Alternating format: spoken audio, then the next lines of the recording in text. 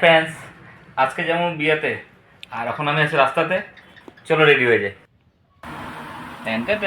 আমি রেডি হয়ে গেছি, এখন চলো বিয়ে বাড়ি যায়।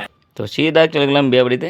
আর বিয়ে বাড়িতে গিয়ে দেখলাম যে পুরো ফটোশ্যুট চলছিল আর দেখে দারুণ লাগছিল, এমন মস্ত।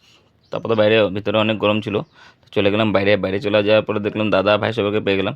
তো গল্প করতে করতে বললাম চলো যাই ভিতরে যাই, খিদে পেয়েছে, রাত তো অনেক হয়েছে। তো চলে গেলাম সিধা ভিতরে।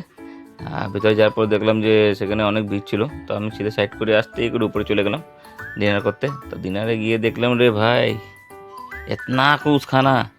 তাহলে তো জিরা রাইস নিয়ে নিলাম, অল্প চাটনি নিলাম, সাথে পেঁয়াজ একটা নিয়ে নিলাম। তারপর তো ডালটা সার্ভ করেছিলাম, ডালটা তো দেখতে দারুণ লাগছিলো, তো বললাম তো অল্প অল্প নিয়ে নিলাম ডালটা। তারপর তো কোফতা ছিল, কোফতা নিয়ে নিই। আর পনিরটা দেখার পর আর পারলাম না, সেটা নিয়েই নিলাম অল্প। তারপর তো চিলি ফিশ, এদিকে চিকেন। ওয়াও, চিকেনটার কি কালার, জবরদস্ত ছিল। জিরা রাইস দিয়ে তো মেরে দিলাম অল্প ইসে দিয়ে, পনির দিয়ে, পনিরটা যা ছিল। তারপর তো 2-3 চামচ ভাত খাওয়ার পর তারপরে তো সিধা চিকেন। উফ, চিকেন কি টেস্ট রে ভাই, আমি তো আঙুল উঙুল চেটে দিয়েছিলাম পুরা। তারপর সেটা চিলি ফিশ একটা নিলাম, চিলি ফিশটা অল্প কামড় দিয়ে দেখলাম, ও মা গো কি দারুণ রে খেতে, জবরদস্ত।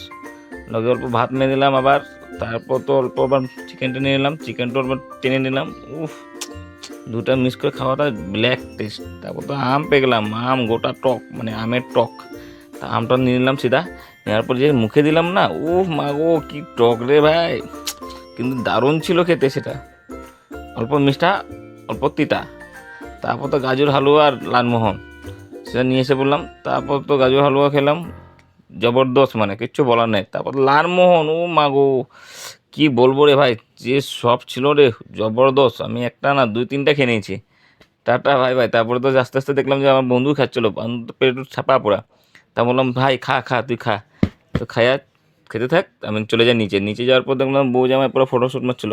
আমি বললাম বাই বাই টাটা।